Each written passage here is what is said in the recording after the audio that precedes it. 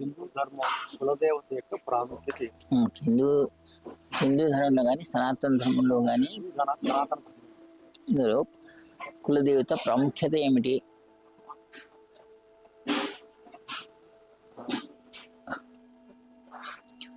గురు బ్రహ్మ గురు విష్ణు గురు దేవ మహేశ్వర గురు సాక్షాత్ పరబ్రహ్మ తస్మై శ్రీ గురువే నమః. మన శాస్త్రానుసారం ఏ పూజ ఏ కర్మనైనా ఆరంభం చేసేటప్పుడు సాధారణంగా మనం ఈ విధంగా శ్రీ గణేశాయ నమః, శ్రీ సరస్వతే నమః, శ్రీ కులదేవతాభ్యో నమః, గ్రామదేవతాభ్యో నమః, స్థానదేవతాభ్యో నమః అని మనం ఆరంభం చేస్తాం ఏ పూజ అయినా సరే. దీనిలో ఏమిటంటే స్థానదేవత మనకు స్థానంలో ఉన్న ఇబ్బందులు తొలగేసి మనకి ఇబ్బంది లేకుండా చేసి శ్రీ గణేశాయ విఘ్నాలు లేకుండా చేస్తాడు. సరస్వతి మంత్రాలు లేకుండా చేసి సాధారణంగా ఈ పాతకాలం నుంచి కులదేవత నిర్ణయం ఏ విధంగా జరిగిందంటే ఏ దేవతను ఆరాధించిన తర్వాత మనకు పిల్లలు సంతానం పెరిగి మన కుల వృద్ధి జరుగుతుందో, కులంలో ఏదైనా ఇబ్బంది జరుగుతుందో కుల వృద్ధి కోసం ఏ దేవతను ప్రార్థిస్తే కులదేవత సంతతి కానీ ఆ ఇంట్లో మగపిల్లవాడు పుట్టడం కానీ జరిగిందో లేకుంటే సంతతి కలిగిందో ఆ దేవతను కులదేవతగా నిర్ణయం చేయడం జరిగింది. కానీ పాతకాలం నుండి కూడా పంచాయతన దేవతల్లోనే సాధారణంగా కులదేవతగా చెప్పబడింది. ఇట్లా మన ఊర్లో ఉన్న గ్రామ దేవత కానీ విష్ణు, ఇప్పుడు పంచాయతనలు ఏమేమి ఉన్నాయి? విష్ణువు, దుర్గా, గణపతి, శివుడు, శక్తి, ఈ 5 దేవతలు పంచాయతన దేవతగా మనం మొదటి నుంచి గృహస్థులైన వాళ్ళు సనాతన ధర్మంలో కొలిచే దేవతలుగా చెప్పబడ్డారు. ఈ రోజు రేపు ఏమైంది? మన సాధారణంగా అడిగితే వలసలు వెళ్ళిపోయినాం. జాబులు వచ్చేసి కొందరు అమెరికా వెళ్ళిపోవడము, వలసలు వచ్చి మన ఊరు వదిలేసి ఇంకో ఊరికి వెళ్ళిపోవడము ఇలాంటివి జరిగింది. ఎక్కడైతే మన స్థాయి నివాసం ఉండిందో అది వదిలేసి వలసలు వెళ్ళిన తర్వాత ఆ వలసల్లో అక్కడ ఎవరైనా చెప్తే ఇక్కడ దేవత చాలా గొప్పవాడండి, ఆ దేవతను ప్రార్థించి. ఇప్పుడు సాధారణంగా చాలామంది విచిత్రంగా చెప్పడం ఏం జరిగిందంటే మా కులదేవం తెలియదు సార్, మేము సాయిబాబా మా కులదేవం ఉంటారు. సాయిబాబా వచ్చింది 1935లో. ఆయన మొక్కితే సంతానం కలిగిన మాట వాస్తవమే. కానీ కులదేవతగా సాయిబాబాను కొలవాలా లేదా, లేకుంటే ఇంకో ఎవరో మహాత్ముడిని కొలిచేసి ఇది మా కులదేవత. కులదేవత అన్న పదానికి తరతరాలుగా మన కులం దేనితో వృద్ధి చెందిందో మన తాతల తండ్రుల నుంచి ఆ దేవతను కులదేవతగా చెప్పబడి సంతాన వృద్ధి అయిన తర్వాత ఆ సంతానం పెరిగి మధ్యలో సంతానం చనిపోతుంటే కానీ లేకుంటే ఇంట్లో ఇబ్బంది కలుగుతుంటే కానీ ఏ దేవతను ఆరాధిస్తే మనకు మన కులవృద్ధి జరిగి మన కులం యొక్క గొప్పత ఉంటుందో దానిని కులదేవతగా చెప్పబడింది. ఆ కులదేవత నిర్ణయం మన పాతకాలంలో తాతల తండ్రుల దగ్గర నుంచి వస్తుంది. మనం ఇప్పుడు సాధారణంగా మనం జరిగేది ఏంటి? ఎక్కడో వలస వచ్చిన తర్వాత మన ఊరిని వదిలి వచ్చిన తర్వాత అక్కడే ఇల్లు కట్టుకున్నాం, అక్కడే ఉంటున్నాం. అప్పుడు ఏం చేసినాం? అక్కడుండే దేవతను ఆరాధించడం జరిగింది. ఆ తర్వాత వచ్చే ఇబ్బందులు మళ్ళీ ఈయన కొడుకు పుట్టినాడు ఈయన ఇంకో దేశానికి వెళ్ళడమో ఇంకో దగ్గరికి వెళ్ళడమో జరిగింది.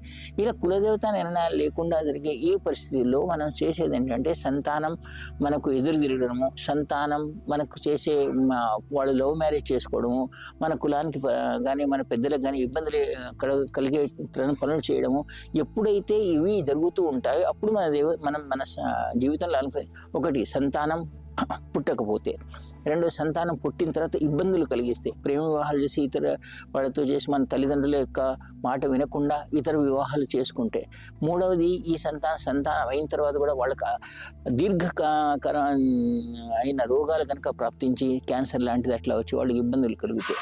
ఇవన్నీ కూడా కులదేవత రాహిత్యం ఉన్న దగ్గరనే జరుగుతున్నవి. సంతానం కలిగిన వాళ్లకు ఒక దీర్ఘమైన రోగం రావడం, లేకుంటే పెళ్ళిళ్ళు ఇంట్లో కాకపోవడము, పెళ్ళిళ్ళు అయితే పిల్లలు పుట్టకపోవడము, పిల్లలు అయితే మళ్ళీ దీర్ఘమైన రోగాలు రావడము, ఇవన్నీ కులదేవత అవకృప వల్ల జరుగుతాయని ప్రతీతి.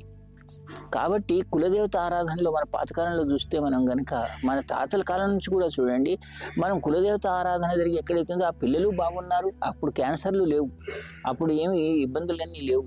ఇంట్లో సరిగ్గా జాబ్ లేకపోయినా ఒక కుటుంబం ఒకే దగ్గరగా ఉండి హాయిగా తిని బతికేది, సంతోషంగా పెద్దలతో పిల్లలతో ఒక ఇల్లు నిండి ఉందంటే తాత తల్లి తండ్రి వాళ్ళ కోడళ్ళు వాళ్ళందరూ ఒకే దగ్గరగా ఉండేవాడు. ఇప్పుడు కనీసం భార్యాభర్తలు ఒక దగ్గర ఉండే పరిస్థితి కూడా లేదు. దీనికి కారణం ఏమైంది అని మనం కనుక ఎప్పుడైనా గమనిస్తే కులదేవత యొక్క ఆరాధన లేకపోవడం వల్ల ఈ ఇబ్బందులు కలుగుతున్నాయి అని శాస్త్రం చెప్తోంది. మనం దీనికి ఇలా కాకుండా ఉండడానికి గనక మనం చాలాసార్లు ఆలోచిస్తే మన తరతరాల నుండి ఆలోచించిన వాటికి ఎప్పుడు కూడా ఏ పూజ చేసేప్పుడు కూడా మనం కులదేవతను స్మరించి మాత్రమే పూజ చేయడం అనవాయితీగా నడుస్తూ వస్తుంది. కాబట్టి కులదేవత నిర్ణయం అన్నది మన పాతకాలంలో ఈ పంచాయతనంలో ఒక దేవుడైన వాడు మన కులదేవతగా చెప్పబడ్డాడు. ఈ రోజు రేపు మనం ఎక్కడ ఏ ఇబ్బంది కలిగితే మనం తర్వాతగా గమనించే అయ్యో మాకు పిల్లలు పుట్టినారండి, మా పిల్లలు బాగా ఎక్కడ కూడా ఈరోజు నేను అంటే ఇక్కడ ఒక స్థాయిలో గురువుని కలిసి కూర్చున్న స్థాయిలో నేను ప్రతిరోజు ఒక పాయింట్ వింటాను. అయితే పిల్లలు లేరు, పెళ్లి కావడం లేదు, లేకుంటే చదువులు లేవు, లేకుంటే పిల్లవాడు పిచ్చివాడు అయినాడు, లేకుంటే ఈ విధంగా మొదట లేవుదా, ఇవన్నీ మొదట లేవు. ఇప్పుడే అవుతున్న కారణాలు ఏంటంటే కులదేవత ఆరాధన సరిగ్గా చేయని వల్ల జరుగుతుంది. ఇప్పుడు ఉదాహరణకు మా ఇంట్లోనే చూస్తూ ఉంటాం.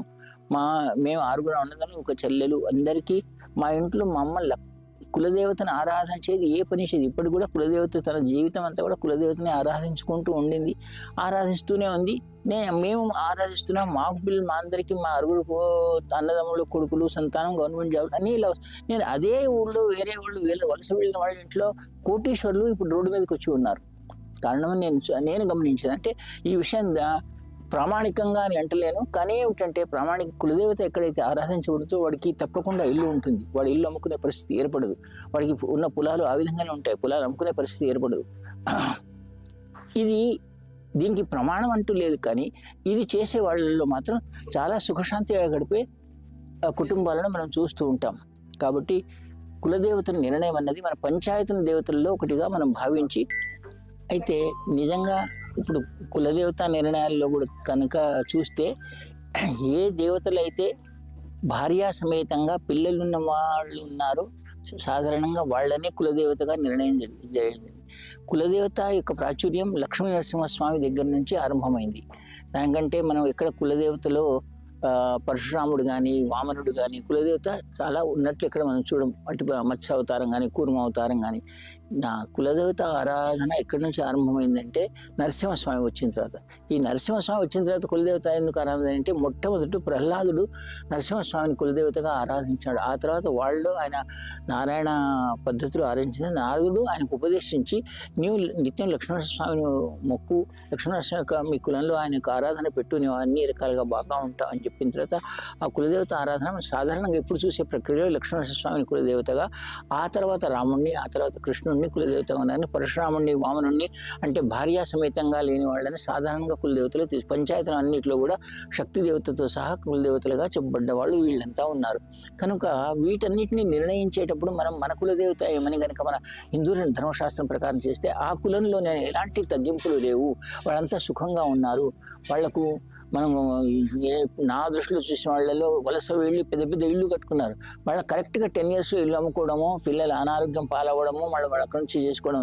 కానీ మన తాత తండ్రుల దగ్గరికి మనం చూస్తే మాది 7వ తరం, మా బోధనలో మేము ఉండేది నా కొడుకుతో వస్తే 8వ తరం ఇల్లుతో సహా ఇప్పటికి కూడా మా ఇల్లు 300 ఏళ్ళు ఇల్లు ఉండేది. అలాంటి మా బోధన చాలామంది చూస్తాను మా ఇంట్లో అలాంటి వాళ్ళు ఉన్నారు. కానీ ఇప్పుడు వలసపోయిన వాళ్ళు వేరే రకంగా.